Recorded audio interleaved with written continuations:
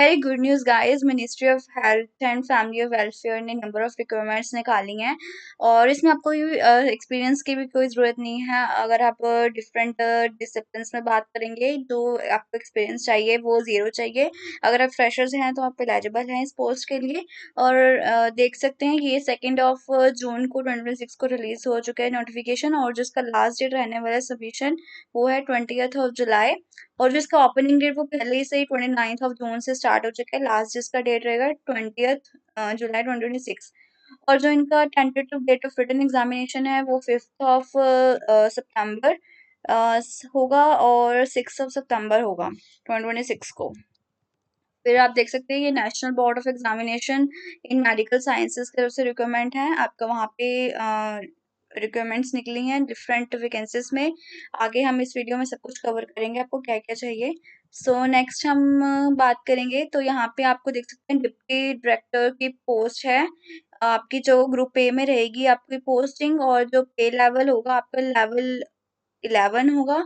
Number of vacancies 2 हैं। और इसमें आपको एलिजिबिलिटी क्राइटेरिया चाहिए 35 ईयर्स अपर एज लिमिट होना चाहिए।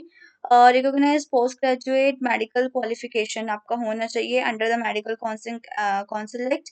और डिजायरेबल वो हैं अगर आपकी ट्रेनिंग है इन मेडिकल एजुकेशन टेक्नोलॉजी, और आपको नॉलेज होनी चाहिए in modern evolution techniques including journal MCQ MEQ and analysis of performance of candidates. आपका ये डिजायरेबल होना चाहिए।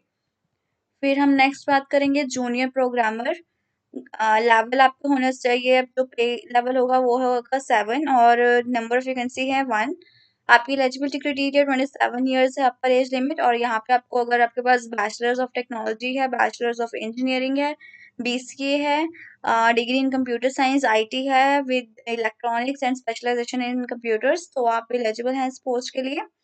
फिर है जूनियर अकाउंटेंट, लेवल 4 है। इसमें पे लेवल देख सकते हैं, नंबर ऑफ वैकेंसीज 4 हैं। बैचलर्स की डिग्री चाहिए इन मैथ्स या स्टैटिस्टिक्स, या अगर आपके पास कॉमर्स की भी अगर डिग्री है तो भी आप एलिजिबल हैं। तो क्वालिफाई एग्जामिनेशन में भी प्रिस्क्राइब्ड, और आपको जो इनका एग्जामिनेशन होगा वो आपको क्लियर करना पड़ेगा। फिर बात करेंगे स्टेनोग्राफर की पोस्ट है, नंबर ऑफ वैकेंसीज 7 है। सीनियर सेकेंडरी आपका जो 12th है वो पास होना चाहिए इस पोस्ट के लिए। आपको जो अदर क्वालिफिकेशन आप देख सकते हैं, स्टेनोग्राफिक स्किल होनी चाहिए। Candidates will be required to appear and qualify in the test in general English and shorthand typewriting. आपका एक टेस्ट होगा टाइप राइटिंग का, वो आपको क्वालिफाई करना पड़ेगा। फिर देख सकते हैं जूनियर असिस्टेंट की हैं, 39 पोस्ट हैं। और आपको एजुकेशन क्वालिफिकेशंस चाहिए, आपको सीनियर सेकेंडरी 12th पास होना चाहिए, और proficiency in use of computers, basic software packages such as Windows network operating system, basic computer knowledge होनी चाहिए। और आपको यहाँ पे एग्जामिनेशन होगा as per describe by NBEMS. फिर द नंबर ऑफ वैकेंसीज में इंक्रीज और डिक्रीज विदाउट प्रायर नोटिस। और इसमें देख सकते हैं रिजर्वेशंस हैं एससी एसटी ओबीसी और ईडब्ल्यूएस के लिए। फिर हम बात करेंगे जो नेक्स्ट यहाँ पे इम्पोर्टेंट है, आप यहाँ पे कैटेगरी वाइज पोस्ट बताई गई हैं, कैसे इन्होंने डिफ्रेंशिएट किया हुआ है रिजर्वेशंस के लिए, you unreserved OBC SC ST के लिए। आप सब कुछ ये रीड आउट कर सकते हैं जो इम्पोर्टेंट है। नेक्स्ट बात करेंगे, applicant must possess essential qualification for the post as prescribed in column 6। तो आपको वो जो क्वालिफिकेशन ऊपर जो बताई है पोस्ट के लिए, वो आपके पास मिनिमम क्वालिफिकेशंस होनी चाहिए। और एज लिमिट भी होनी चाहिए, मिनिमम एज लिमिट 8 ईयर्स हो सकती है।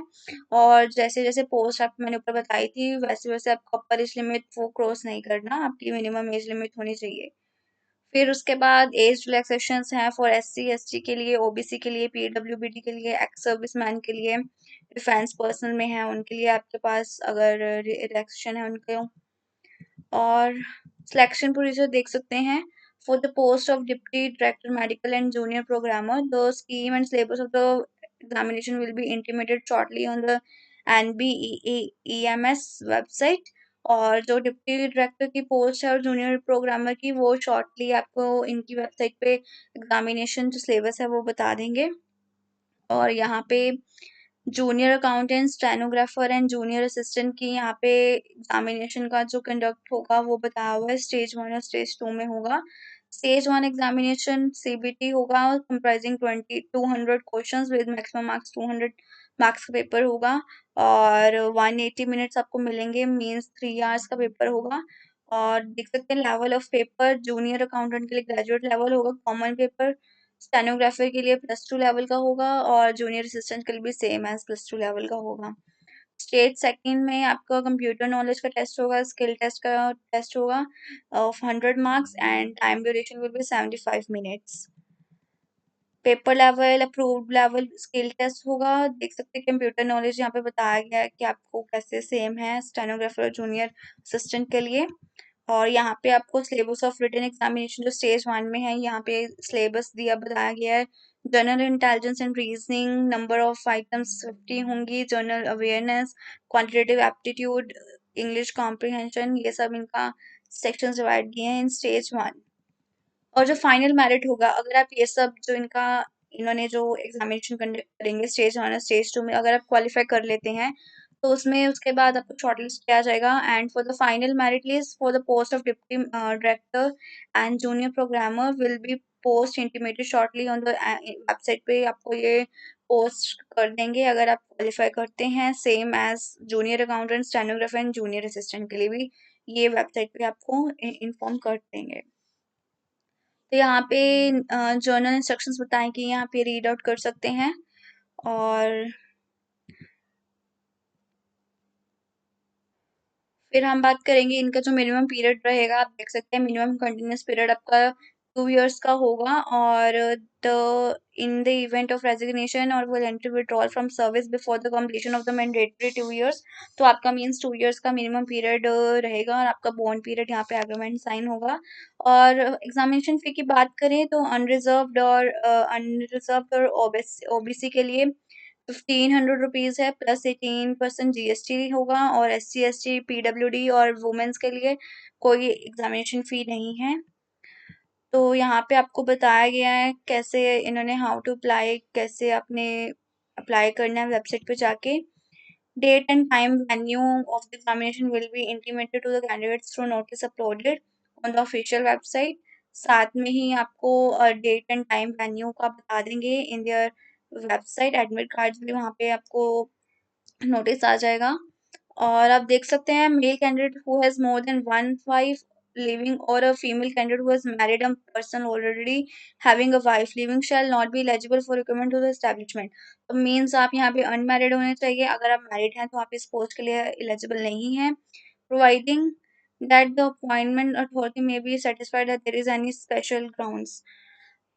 तो मीन्स यहाँ पे अगर किसी मेल की मोर देन 1 wife है और तो आप एलिजिबल नहीं होंगे। और physical fitness, no person shall be requirement to the unless he और she is in good mental and bodily health free from any physical defect. तो आपको फिजिकल फिटनेस पेपर भी होगा, मतलब आपका फिजिकल एक सर्टिफिकेट भी आपको मांगेंगे, तो आप वो सब प्रोसीजर पहले से डन करके रखना। The medium of the question paper will be in Hindi English for the CBT stage 1 only। stage 2 में इंग्लिश में ही होगा। इन stage 1 पे हिंदी एंड इंग्लिश बोथ होगा। यहाँ पे हाउ टू अप्लाई बताया गया, आप कैसे वेबसाइट कर सकते हैं, वेबसाइट पे फी डिपॉजिट कर सकते हैं। सो यस, ये इनका सब कुछ इंस्ट्रक्शंस बताई गई थी इस पोस्ट में। तो आप इस पोस्ट में अगर आप एलिजिबल हैं तो इस डिफरेंट डिफरेंट पोस्ट के लिए तो आप अप्लाई कर सकते हैं। बहुत अच्छी गवर्नमेंट अपॉर्चुनिटी है, सेंट्रल गवर्नमेंट में आप काम कर सकते हैं, गवर्नमेंट अपॉर्चुनिटी है। सो यस, वीडियो अगर अच्छी लगे तो please like this video and subscribe my channel. Thank you so much for watching this video.